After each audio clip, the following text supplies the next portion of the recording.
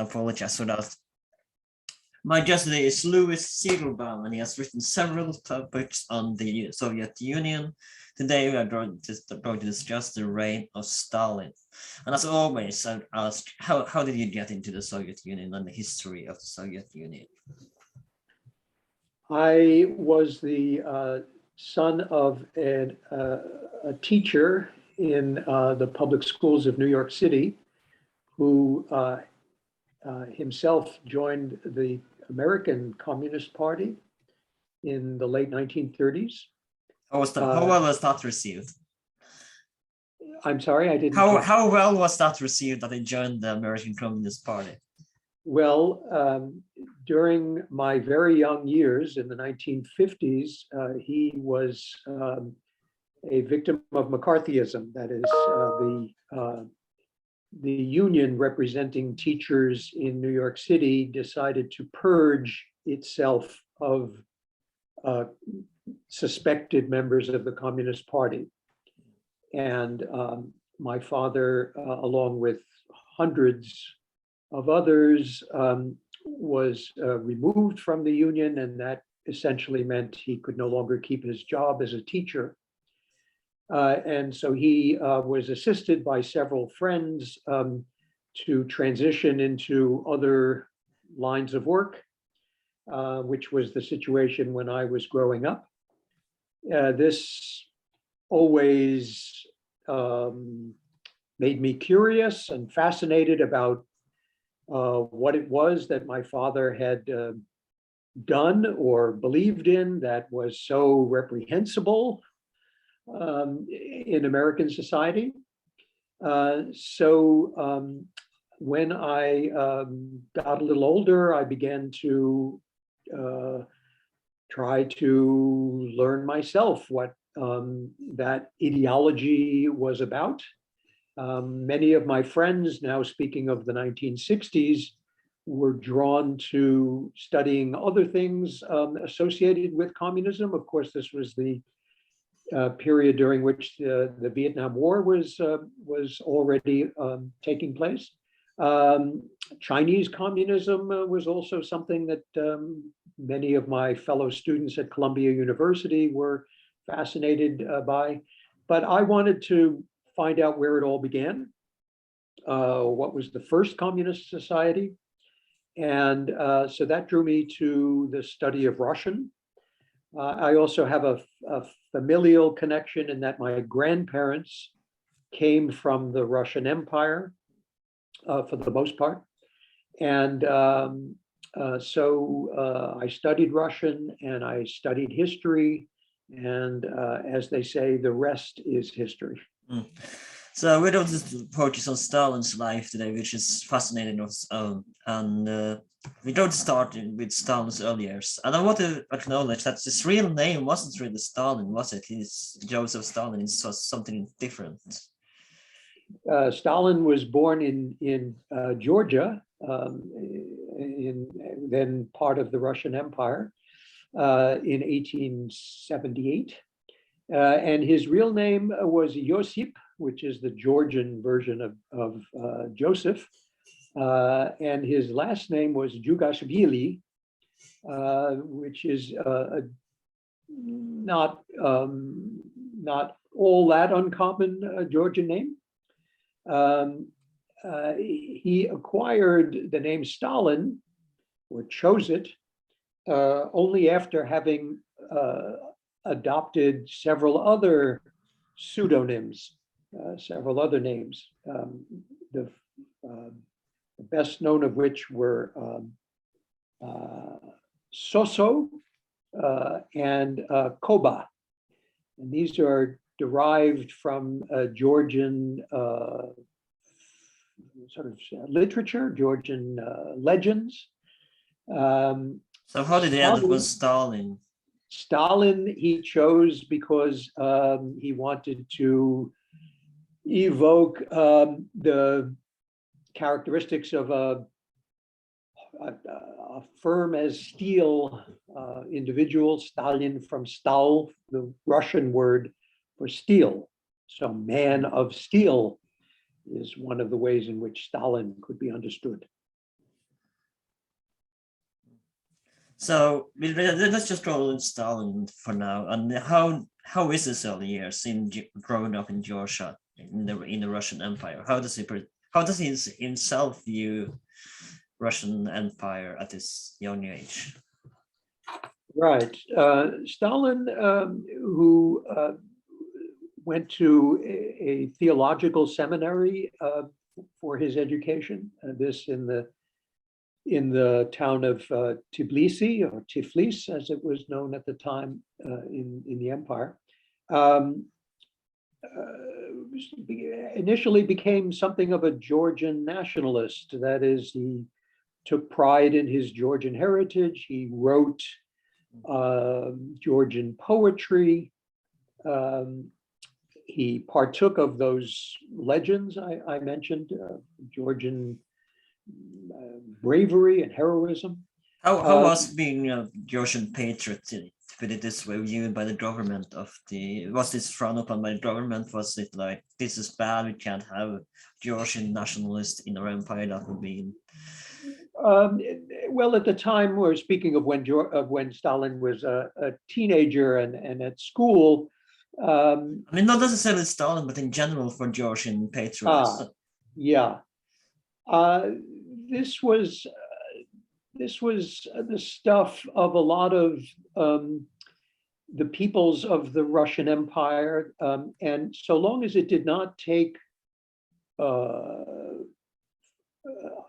political organizational forms, this was regarded as part of the heritage and diversity, if you will, of the Russian Empire. So it wasn't like this should form to need a rebellion kind of thing. They've just... No, right. Much more seriously was taken the concerted efforts of the so-called populist narodnik in Russian efforts to overthrow the Tsar and establish a revolutionary democracy, as it were, such as the People's Will, which had carried out the assassination of Alexander the Second in 1881, and continued to function in some fashion underground throughout the 1880s during the period of Stalin's youth. And moving into the 1890s, well, this is when the Russian Social Democrats, the Russian Marxists, emerged. Wasn't Lenin's brother part of the assassination of Alexander II? Not a part of that attempt, but part of that organization, and for which Lenin's brother paid the highest price. He was executed as a revolutionary conspirator. But Stalin was not part of that movement until the late years of the millennium, the end of the 19th century, drawn to Marxism sometime around his 20th birthday. And he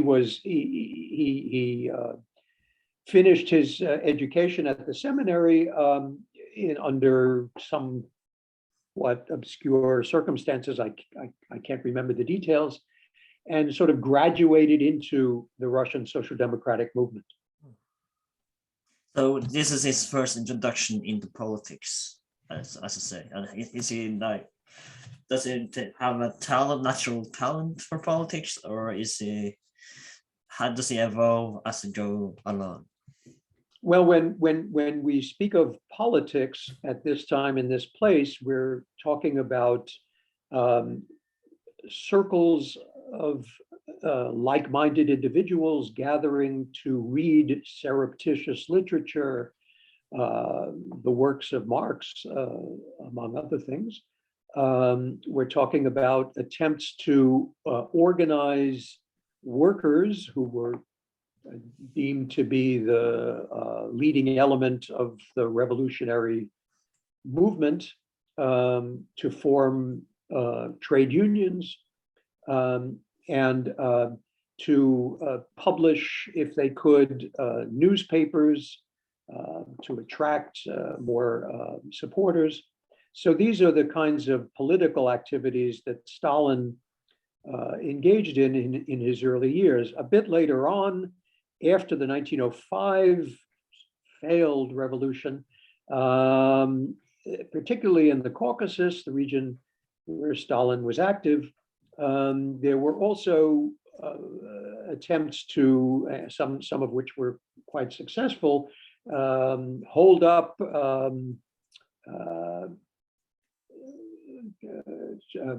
banks and convoys with money in order to finance the operations of. Was it kind of like the IRA did back in Ireland in some sense? Yes, I would say that would be somewhat similar.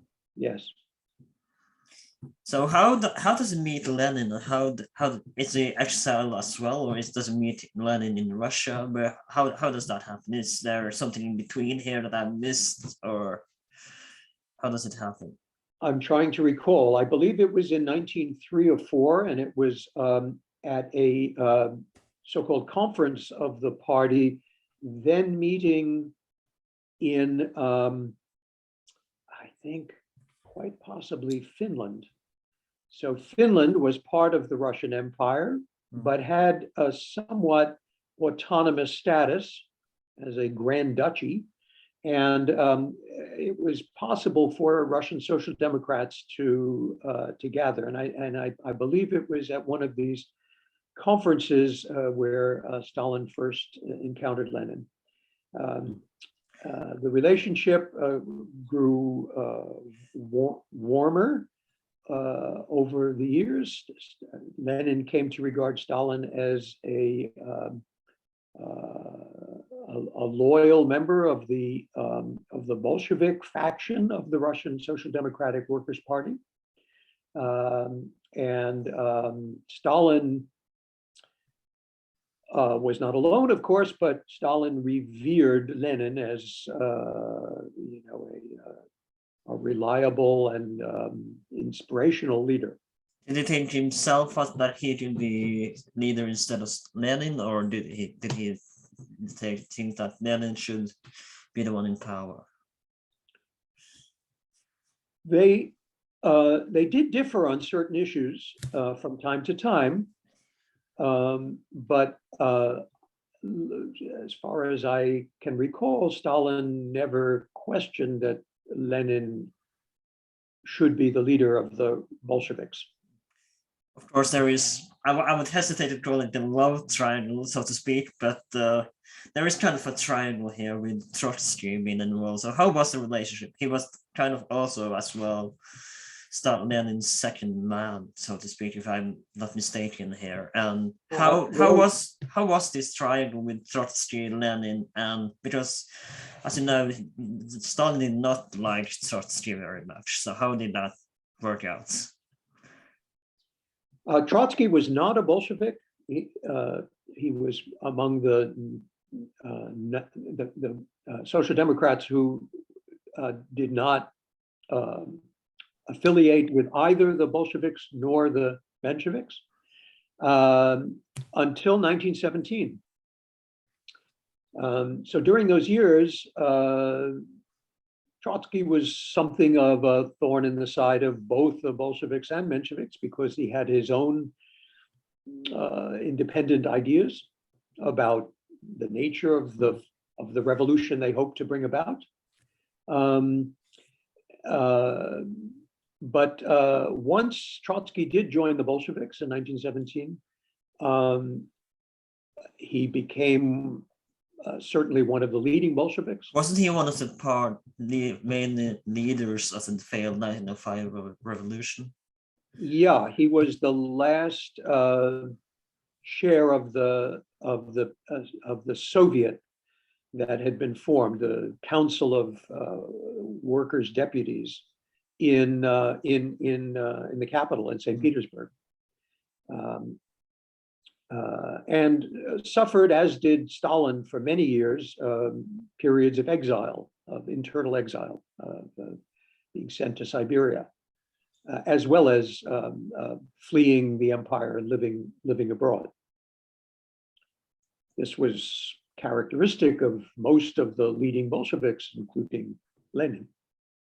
So let's talk about before we go, we have to of course talk about Lenin in power as well, and Stalin's kind of behind the scene-ish. But first we gotta talk about the revolution, the 1917 revolution. So how does it, as we know, does it proceed? But how easy was it for the 1917 revolution? Was it like they would just walked in the palace, or did they? How did the 1917 revolution occur? And what was Stalin's role in the revolution itself? The revolution is normally seen as two revolutions, at least two uprisings, one in February when the Tsar is overthrown, and in a sort of mass uprising in the capital, in which the soldiers who were stationed there and who were supposed to disperse the crowds actually countermanded their orders and went over to the side of the crowd with the Tsar being taken under house arrest. And then a period of 8 months of what is often described as dual power, during which members of the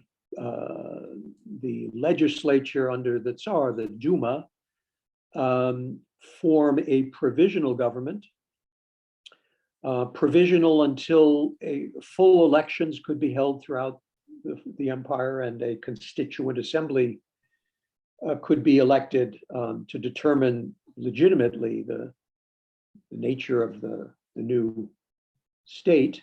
So that's on the one hand. And on the other, these councils or soviets of workers and now also soldiers and eventually peasants, deputies elected in their constituencies, who acted as a kind of check on the provisional government, lest the provisional government backtrack and attempt to reinstall some form of monarchy, either constitutional monarchy or something of that nature. And this was a very unstable period politically, as well as economically and socially. And as well as we know, the Bolshevik versus the White Civil War. I'm sorry, I didn't. As well as we know, the Bolshevik and the White Civil War. Well, this actually comes after the October Revolution. So during this period of instability, there is an attempt to reinstall the monarchy, headed by a very sort of dynamic, charismatic general named Kornilov in August of 1917. This is turned back largely by workers, railway workers, and the forces mobilized by the Bolsheviks. And that gave the Bolsheviks great impetus and opportunity, which Lenin, returning to Russia from Finland, insisted they seize. And so Lenin, with the assistance of Trotsky, and I should mention now Stalin as well, organized the insurrection in St. Petersburg, which had become known as Petrograd already back in 1914, to seize power.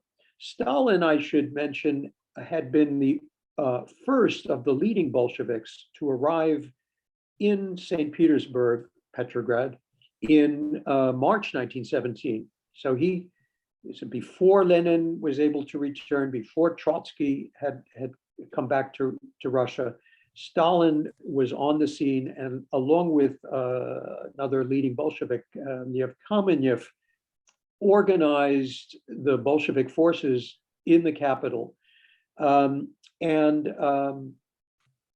actually, as it turned out, was less keen to break with the provisional government than was Lenin. So Lenin, when he arrived in April of 1917, argued for all power to the Soviets. And this was something of a shock to most of the Bolsheviks, including Stalin. But eventually they come over to accept Lenin's position, and in October, that is realized. Now, it's at that point that or shortly thereafter, the Civil War gets underway, when the counter-revolutionary anti-Bolshevik forces begin to organize elsewhere in the empire, as well as from abroad. What is Stalin's role in the Civil War, and how, as they have succeeded taking over, what is his role now? Before we don't get to him getting power, but I want to talk a little bit before, under Lenin's rule. What was his role under Lenin's rule? Stalin was appointed as Commissar of Nationalities from the outset, from the October Revolution, and Commissar is a Bolshevik term that is the equivalent of minister. Minister sounded too bourgeois for the Bolsheviks, so I think they adapted from the provisional government's vocabulary or nomenclature the term commissar. Stalin was the first of the commissars of nationalities, which meant that he had enormous responsibility to try to make connections with and persuade the multitudes of nationalities or nations within the former Tsarist Empire to accept Bolshevik leadership. And he held that position for, I think, about 5 years, in the course of which he also took over other responsibilities. And already in 1922, I believe it was, he, within the Bolshevik party, accepted the position of General Secretary to head the secretariat of the party. Now, as I just mentioned earlier, is this where we see that what is the dislike between, and I want to mention him because he's kind of an important character, I think. Why does he dislike Trotsky so much? Is it different ideologies? Is it what is the deal between Trotsky and Stalin that's made them so so to speak hot for each other that day in that term? Well, let's start with personality, which is the thing that is emphasized most, I imagine, or is most well known, but in some ways I think is least significant. Trotsky was a very dynamic speaker, a very sort of public individual, could hold forth for long periods of time. And did so. It was certainly most prominent, other than Lenin, within the Bolsheviks. Whereas Stalin was a much more private individual, acting sort of behind the scenes, doing the grunt work, if you will. And of course, they came from very different backgrounds. Trotsky's being a sort of middle-class Jewish landowning, which is quite unusual in the Russian Empire, Jewish family, and Stalin from a relatively humble provincial background. But so I say personality is not all that significant. I should also add that Stalin, and this has been revealed in a book just recently published called Stalin's Library, which is about, as the title would suggest, the books in Stalin's library. and the annotations in those books, sort of notes that Stalin would make in the margins, it turns out that Stalin had a lot of books by Trotsky, had positive comments to make about Trotsky's arguments in these books. For example, one that I recall vividly is Stalin agreeing with Trotsky that Karl Kautsky, the German social democrat, was on the wrong track and should be criticized heavily. So there was a certain degree of respect, I think, that Stalin had for Trotsky, which, for all intents and purposes, I don't think was reciprocated that much. I don't think there's much evidence of Trotsky expressing either publicly or privately much respect for Stalin. So it was neutral. I'm not going to lay down my life on that, but I think more importantly, they represented different versions of Bolshevism. Because Trotsky wanted Bolshevism for the world, not just Russia, but Stalin was more conservative. Yes, something along those lines. So Trotsky sees the Russian Revolution as the first stage of a revolution that would include much of Europe, and indeed, thanks to Europe being a colonial imperial power in the case of many European countries, the colonies as well. And while Stalin did not reject that vision out of hand, Stalin, particularly during the 1920s, when their rivalry was at its most intense, comes to see the defense of the revolution as being not dependent on outside support, but rather internally. That the Bolshevik communist party leading Soviet Russia had to develop ways of defending the revolution, the gains of the October Revolution from within. And so Stalin comes up with this slogan or formula of socialism in one country, that it could be built within Soviet Russia, and after 1924, the Soviet Union alone. And there are actually Trotskyists living today that believe more in Trotsky's ideology that tries to build it on. Indeed, there are, yes, and they have lived marginal existences in the case of the broad left, because they remained unreconciled to the Stalinist version of communism, shall we say, the Soviet Union as the leading example, and communist parties throughout the world. So yeah, back to Stalin, and now I want to go to, because I mentioned Trotsky a little bit here, the derail to so to speak, because as we know, Stalin was never really supposed, on Lenin's deathbed, Stalin was never really supposed to be in power. It was Trotsky that was supposed to take over. But how does Stalin go about changing the document, and the fact that is it more a myth that it was Trotsky and not Stalin, or is that historical evidence? Yeah, so you, I think, are referring to the so-called testament of Lenin. Yeah.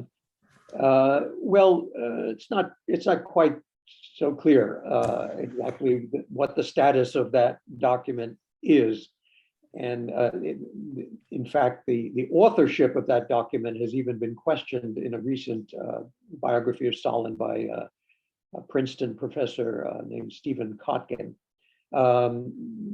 Most historians are willing to accept that Lenin did indeed dictate this document as an expression of his concern about the divisions among the Bolsheviks that were likely to be exacerbated in the event of Lenin's death. And Lenin did criticize Stalin for being rude and sort of self-centered in a way. But I think it's important to stress that Lenin also criticized Trotsky and several other of the leading Bolsheviks. And so it was not clear at all who should assume leadership. Collective leadership was the formula that was used, at least temporarily, because no one could fill Lenin's shoes, if not for other reasons. So those years of the mid-1920s are the period when, which among the leading Bolsheviks would emerge as Lenin's heir, as it were, became the center of Bolshevik politics. And Stalin had the advantage of being the general secretary of the party, and therefore, as I think someone dubbed him, Mr. Appointments. So he could appoint individuals within the party to governmental and party positions, and amassed a loyal following via hard work and a lot of arm twisting, in a way that Trotsky could not. Trotsky relied on his sort of personal dynamism and the creativity of his ideas and that kind of thing, and that just could not compete. It wasn't Trotsky, in other words. Sorry, it just wasn't Trotsky. That, in other words, it wasn't Trotsky. That way Stalin. Never mind. Yeah. So Stalin finally is in power, and we go to leave Trotsky. And if anyone's curious, he is eventually sent to Mexico, and he is killed by the KGB in 1939 with a pickaxe of all things in the head. So we go to leave 40. So we go to leave Trotsky there, and he's going to focus the rest on Stalin. So what does he do when he finally is in power? Well, your remarks cover a lot of history. So Stalin is already pretty much leader without rivals. But the big power, to put it that way. Yeah, 1927, 28, and it's Stalin who insists upon and pushes through the collectivization of agriculture, the industrialization of the country via this crash intensified upheaval of the first 5-year plan, 1928 to 32, and then followed by a second and third five-year plan. How does it go about in making Russia industrialized? Because as we know, it's quite a backwards country to put it that way, at this before industrialization. So does he send people from the outside to help him with the industrialization, or how does it get people to help him with? It did recruit people from abroad, and there were people who, both because of their political affiliation, as well as the fact that in many cases this was during the Great Depression and people needed work. People can't, both technical experts as well as ordinary working class people, came to the Soviet Union to assist with training and designing of factories and other facilities. So a lot of the dams and a lot of the factories and other things were benefited from foreign assistance. But the great thrust of Soviet industrialization was the mobilization of an industrial workforce consisting overwhelmingly of peasants who had been deracinated, who had been dragged out of the villages by virtue of collectivization, and who needed work to survive, and needed a wage, and flocked to these new industrial work sites. There's these gigantic industrial work sites, be it Magnitogorsk in the Urals, or the Stalingrad tractor factory, or other gigantic enterprises. How much of those factories become weapon industrial factories and focus on weapon and ammunition and gunpowder? Well, the sort of retooling of the Soviet Red Army was a work in progress in the 20s already, and into the 1930s, as a means of defending the Soviet Union from possible invasion.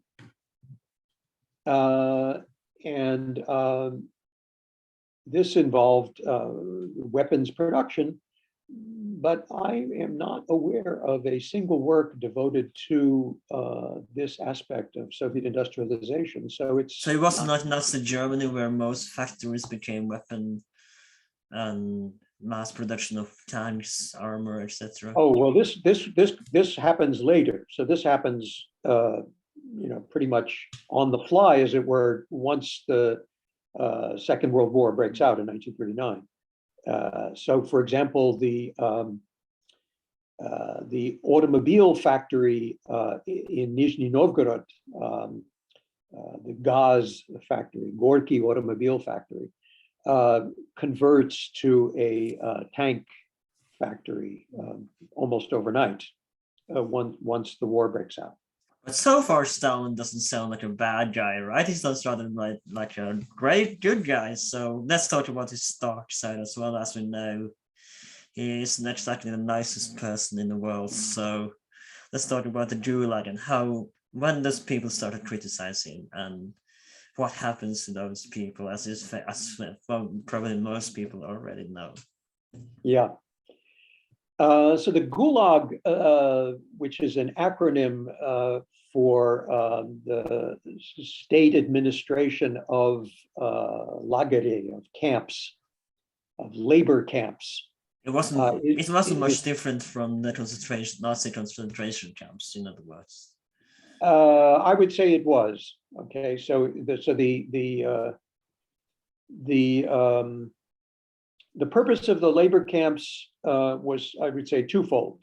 One was to separate or isolate people from their residences, from being away from major cities, but the other was to provide a coerced labor force, and particularly in the case of minerals excavation, to some extent timber felling, and probably agriculture in the third instance.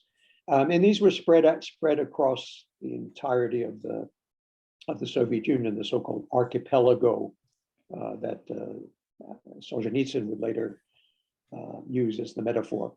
So now the most common people would be sent there would be political opponents and people who criticize Stalin, but they didn't just random people too, because we did just have an episode in, I don't know if you listen to it, but we did have one about Jehovah's Witness where they were sent and exiled to Siberia, etc. under the Soviet Union. Was it Jehovah's Witnesses, different religious beliefs that was sent to the Gulag as well? What was the criteria to be sent to the Gulag?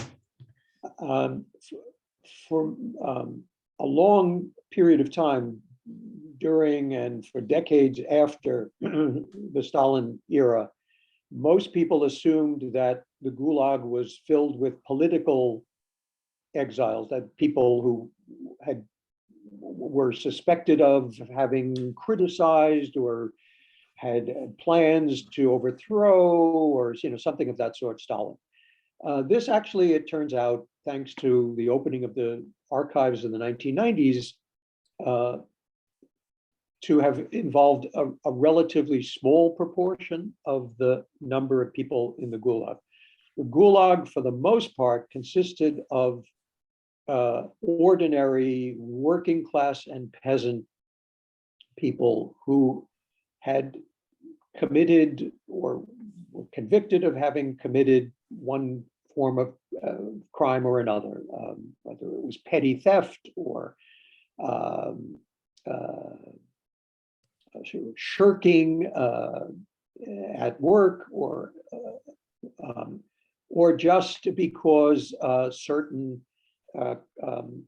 target figures were, certain quotas were sent out among the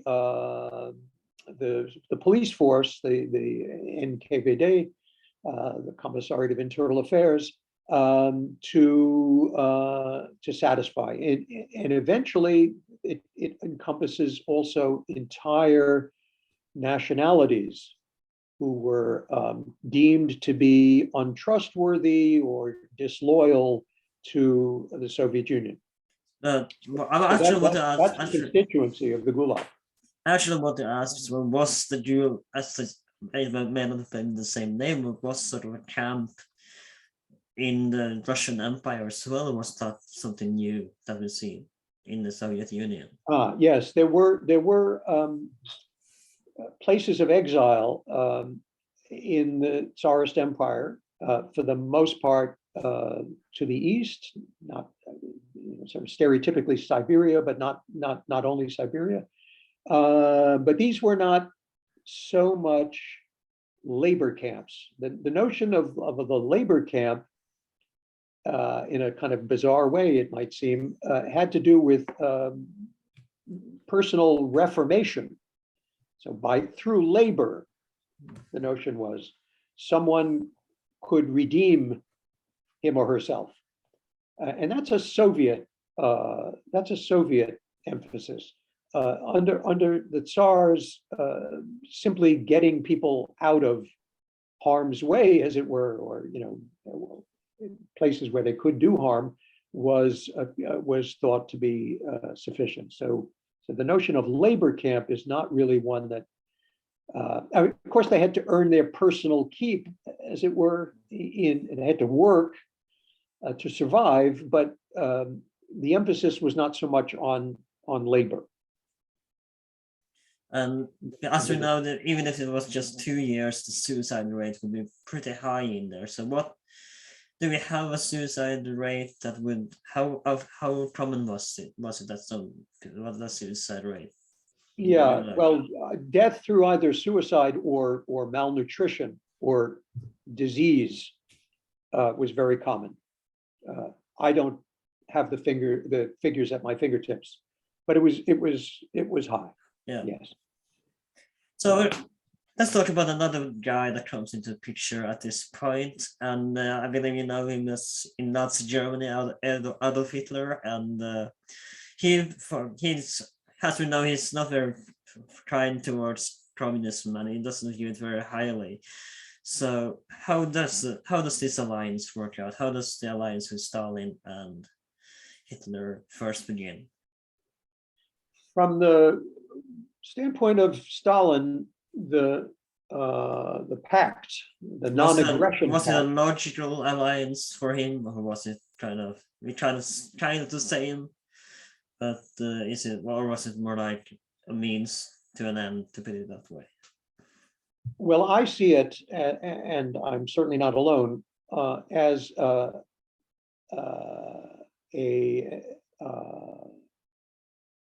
result of the failure of the Soviet Union and the remaining democracies of Europe to coordinate their resistance to the rise of fascism and particularly Nazism. So throughout the 1930s, there are attempts to coordinate, and then there are alliances that are established with several of the Central European countries, Czechoslovakia being the key example. But each time when push came to shove, whether it's Britain or France or the Soviet Union sort of backs off from fulfilling the expectations of support.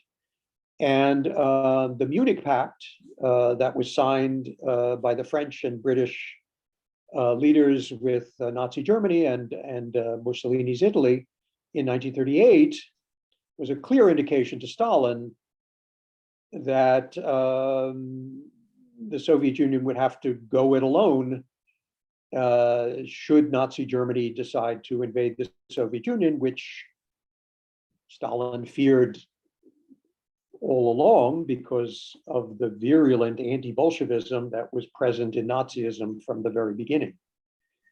So that is the precipitant to the non-aggression pact that Stalin concluded with Hitler in August 1939, that led to, within a month, the dual invasion of Poland, the partitioning of Poland between Nazi Germany and the Soviet Union.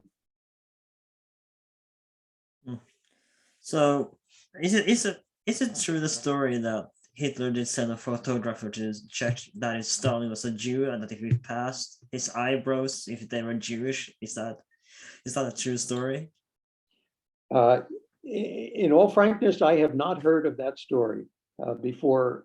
I can't comment on that. Really? You have to consult with an expert on Nazism or Hitler.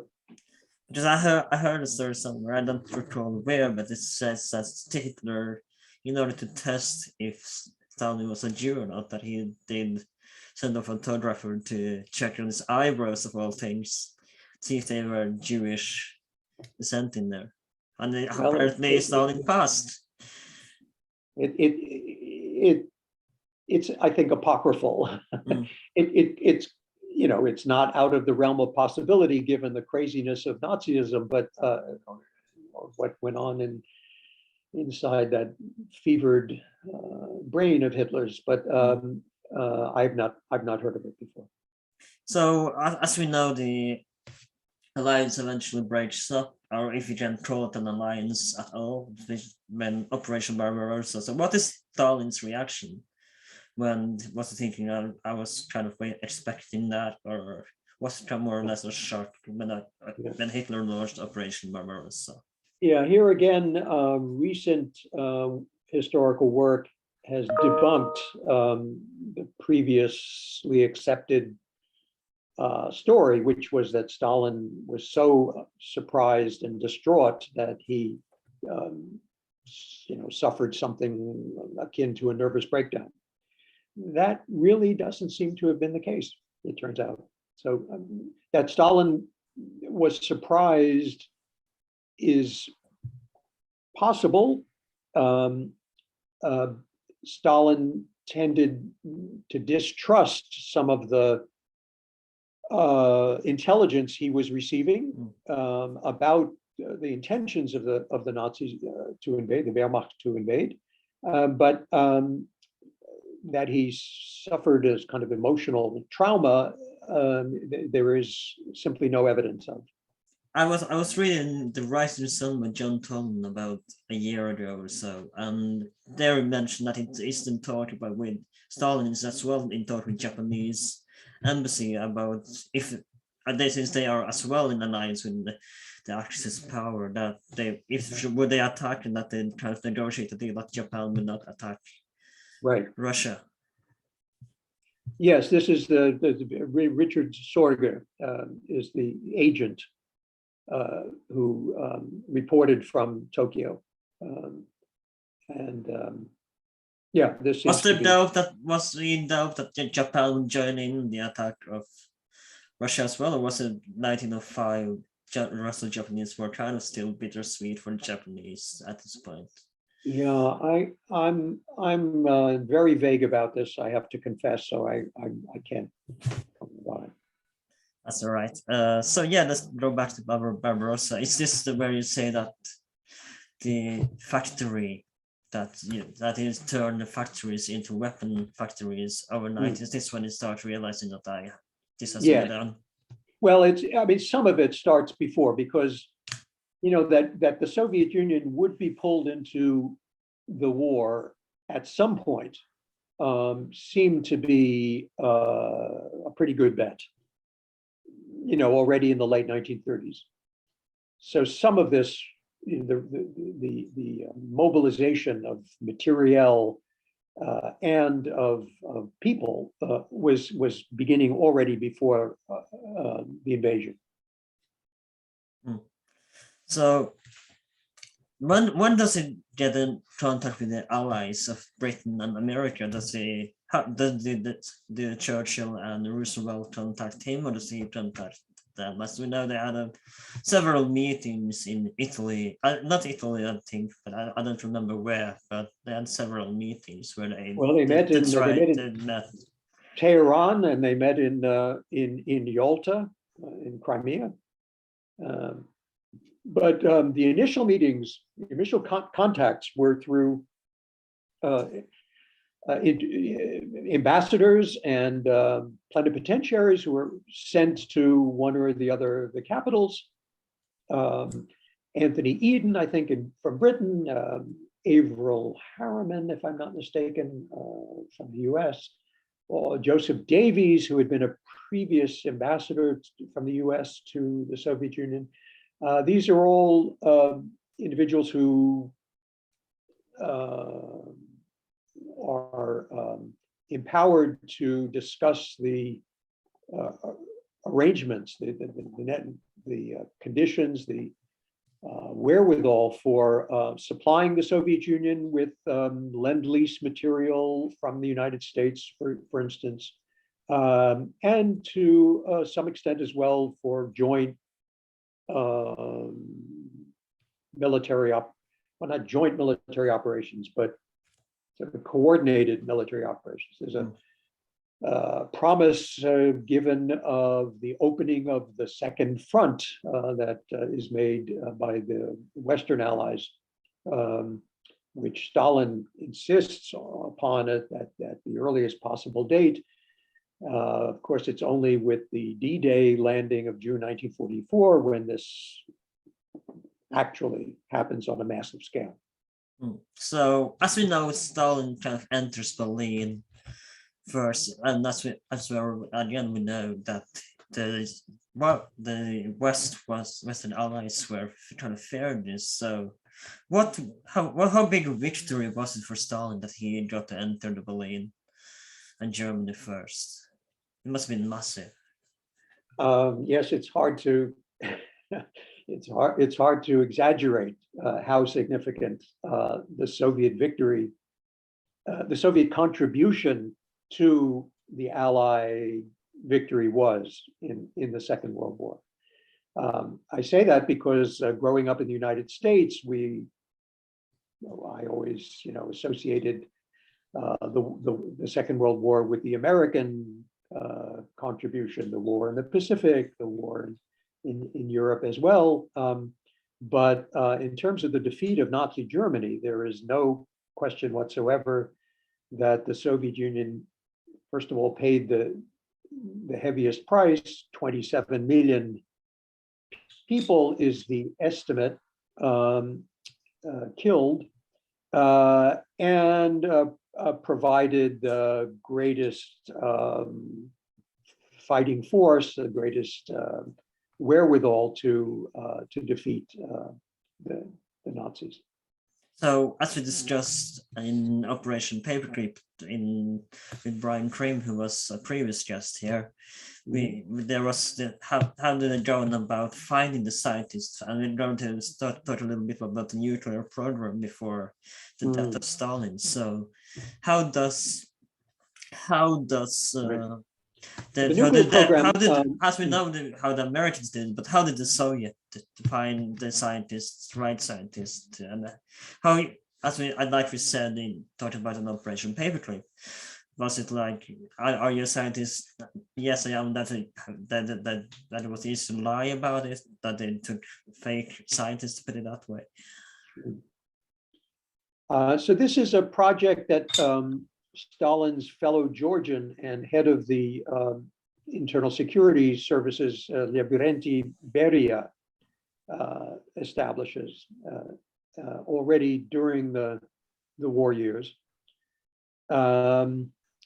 And it did entail the setting up of special facilities and the recruitment of physicists within the Soviet Union. It also involved trying to persuade the Americans to share their knowledge of the how to develop atomic weapons. And as we know, he did have spies within NASA as well, that he helped send him information back to the Soviet Union. Right, and they proved they were successful at doing this. And I think what's come out in the cases of the Rosenbergs, who were executed for having shared American secrets with the Soviet Union. The only civilians to be executed for that, and several others who, Klaus Fuchs being perhaps the key individual, was their motivation was that the Soviet Union was a wartime ally, and to the extent that the Americans could cooperate with the wartime ally, they were going to try to make that happen. So how much it accelerated the Soviet project, I think is impossible to say exactly, but it certainly helped. Something we forgot to rather talk about, and something I think we should mention, and they deserve 100% an episode of their own, is that it's the KGB, of course, because Stalin was kind of founder of the KGB as we know it, wasn't it? The KGB, which is the state security apparatus, is the sort of legatee or the inheritor of several previous bodies, several previous institutions, of which the state political administration, the GPU. It's perhaps what he was most famous for, I would say, the KGB. One of the things he's most famous for establishing, the spy program. The spy program. Yeah. Isn't that what KGB is, the spying? Well, the KGB has both internal and external operations or responsibilities. It's the state security apparatus. Yeah. And state security involved, spying on Soviet citizens. And he's very trusting, Stalin. No, he's not very trusting. He's very, I don't want to psychoanalyze too much, but I think it's fair to say that Stalin had a fundamental mistrust. Paranoid, in other words. Again, clinically, I'm not sure, but certainly he was aware of the fragility of the Soviet political apparatus, the Soviet political system, you could say. He was aware of what they called capitalist encirclement, and that didn't require paranoia. That you could just look at a map and see all the bases that were established surrounding the Soviet Union. So, of course, that the linkages that Stalin drew, or that he had sycophants to draw between internal and external enemies, or suspects, or people who are untrustworthy. I mean, these are evidence of mistrustfulness to the extreme. Right. And of course, that brings us to the death of Stalin. And I'd rather ask, have you seen the movie, and what do you think of it? He did see the movie. This is the Italian movie, or The American one, I think. oh, It's titled The Death of The Death of Stalin. Stalin. Yeah, it's actually an Italian director, Oh. but Okay, yeah. Yes, well, like a lot of good historical fiction, it takes liberties with. I think it's more of a satire than actual. Yeah, it's quite amusing in parts. But it's inspired in the best sense of the word by the actual events. And what we know of those last days, and Stalin's stroke, and what the people surrounding him, Mayenkov and Beria and Khrushchev and Molotov and so forth, what they come to decide to do, all of this is pretty well documented, surely though on the basis of subjective impressions. But Stalin was 74 when he had this stroke, and he was not well for quite some time before that.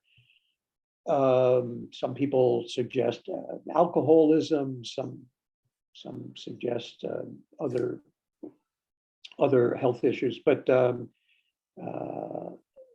stroke really does level him.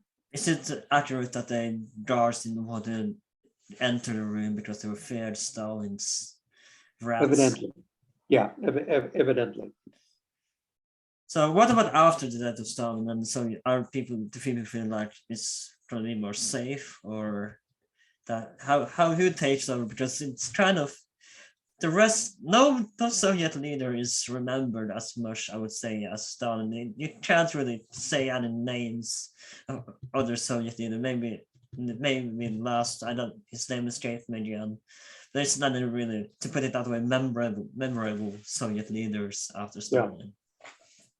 Well, Stalin was there for 30 years as more or less as leader, and those were such crucial years in the formation of the institutions of the Soviet Union, that it's understandable why at the time of Stalin's death, there was in Moscow at his funeral mass hysteria. The notion that the Soviet Union would be able to survive without Stalin was hard to foresee. How come he wasn't put in the Kremlin next to Lenin, considering he was so much more, I would say, magnificent leader, and not put in a tomb beside Lenin in the Kremlin? He was actually from the time of his death until 1962, I think it was, when Khrushchev, who was his sort of eventual successor, having denounced many aspects of Stalin's leadership in 1956, decided to have the body removed from the Kremlin. Do you have an idea where the body is today, or is it kind of a secret location? No, it's in Novodevichy, isn't it? It's a cemetery.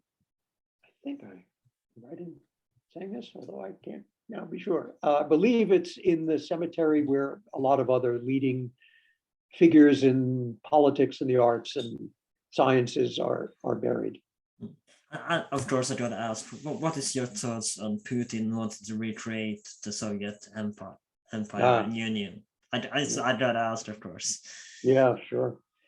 I'm quite sure Putin is not interested in recreating the Soviet Union. That's not what Putin is about. Putin is an anti-communist. Putin blames Lenin, as he did in his speech of February 23rd, for the existence of an independent Ukraine.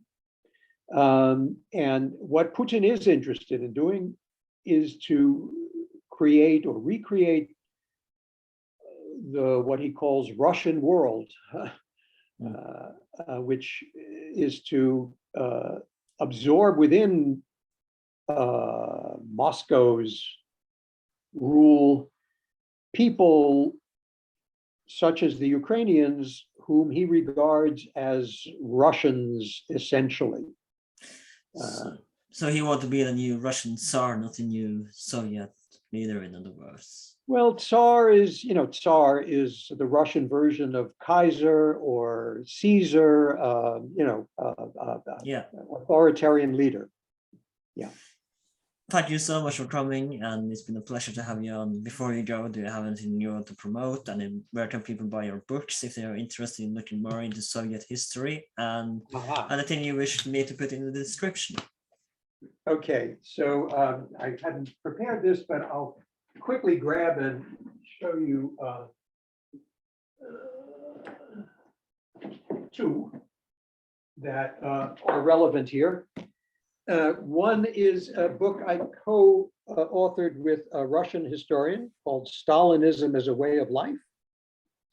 This was published in the Yale University Press series of books back in 2000.